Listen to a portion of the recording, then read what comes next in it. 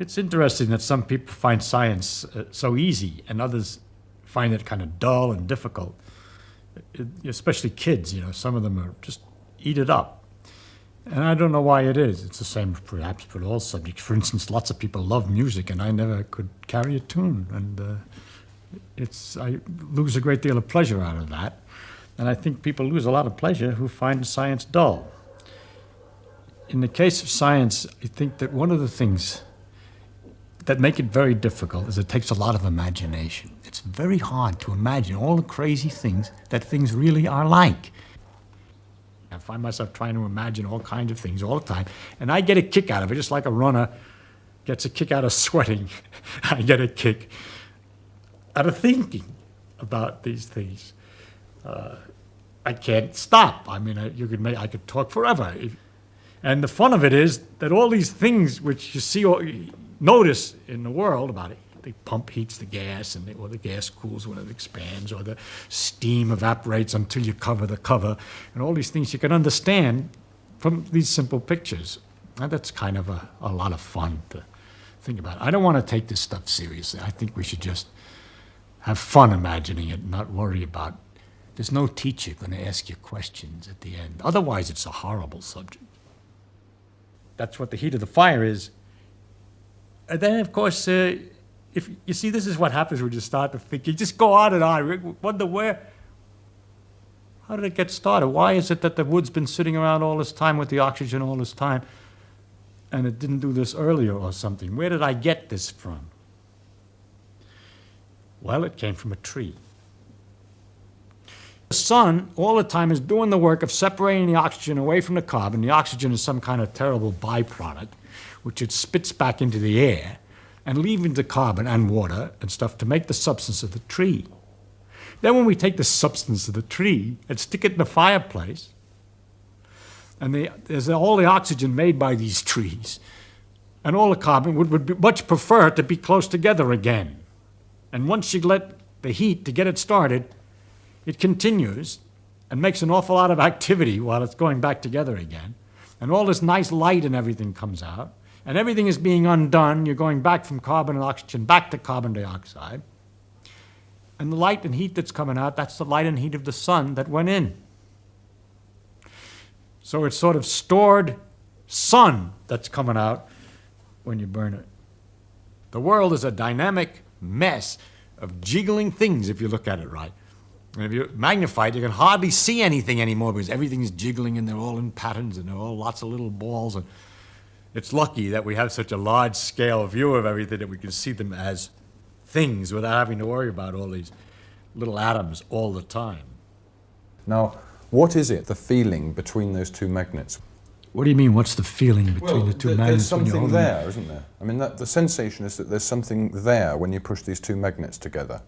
Listen to my question. What is the meaning when you say that there's a feeling? Of course you feel it. Now, what do you want to know? What I want to know is what's going on between these two bits of metal. Magnets repel each other. And well, then what does that mean, or why are they doing that, or how are they doing it? You're asking. I must say, I think that's a perfectly reasonable question. Of course, it's a reason. It's an excellent question. Okay. But the problem that you're asking, you see, when you ask why something happens, how does a person answer why something happens? For example, Aunt Minnie is in a hospital. Why? Because she went out and she slipped on the ice and broke her hip. That satisfies people. It satisfies, but it wouldn't satisfy someone who came from another planet, knew nothing about things. First, you should understand why, when you break your hip, do you go to the hospital? How do you get to the hospital when the hip was broken? Well, because her husband, seeing that she had the hip was broken, called the hospital up and sent somebody to get her. All that is understood by people. Now, when you explain a why, you have to be in some framework that you allow something to be true. Otherwise, you're perpetually asking why. Why did the husband call up the hospital? Because husband is interested in his wife's welfare. Not always. Some husbands aren't interested in their wife's welfare when they're drunk and they're angry. And so you begin to get a very interesting understanding of the world and all its complications. In order to if you try to follow anything up, you go deeper and deeper in various directions.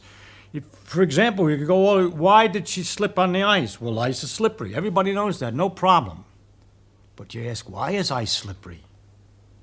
That's kind of curious. Ice is extremely slippery. It's very interesting. You say, how does it work? You could either say, I'm satisfied that you've answered me, ice is slippery, that explains it. Or you could go on and say, why is ice slippery? And then you're involved with something, because there aren't many things as slippery as ice. It's very hard to get. Greasy stuff, but that's sort of wet and slimy.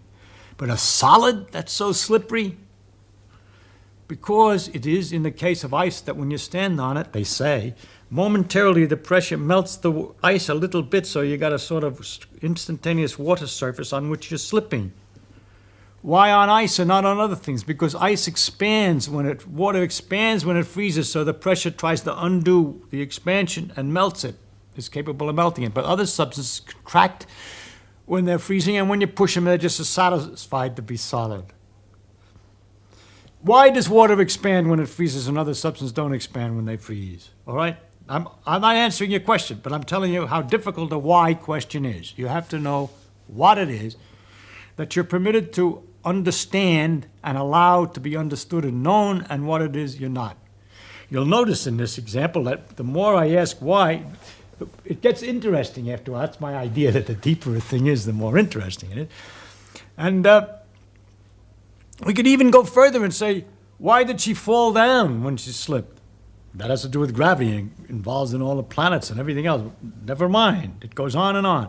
Now, when you ask, for example, why two magnets repel, there are many different levels. It depends on whether you're a student of physics or an ordinary person who doesn't know anything or not. If you're somebody who doesn't know anything at all about it, all I can say is that there's a magnetic force that makes them repel, and that you're feeling that force. And you say, well, that's very strange, because I don't feel kind of force like that in other circumstances. When you turn them the other way, they attract. There's a very analogous force, electrical force, which is the same kind of a question. And you say, that's also very weird. But you're not at all disturbed by the fact that when you put your hand on the chair, it pushes you back.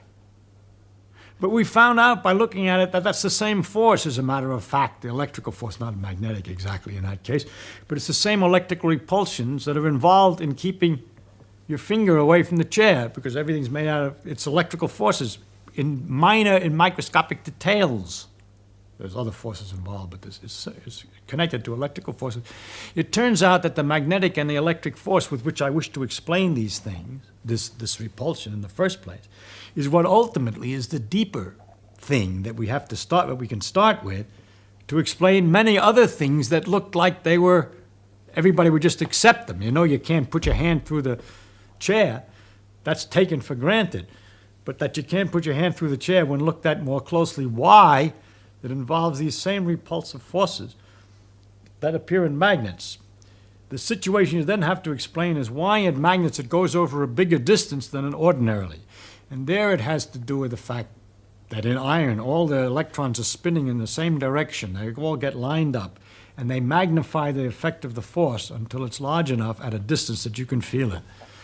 But it's a force which is present all the time and very common, and is in a basic force of almost, I mean, I can go a little further back if I were more technical, but at an early level, I just have to tell you that's going to be one of the things you'll just have to take as an element in the world, the existence of magnetic repulsion, or electrical attraction, magnetic attraction.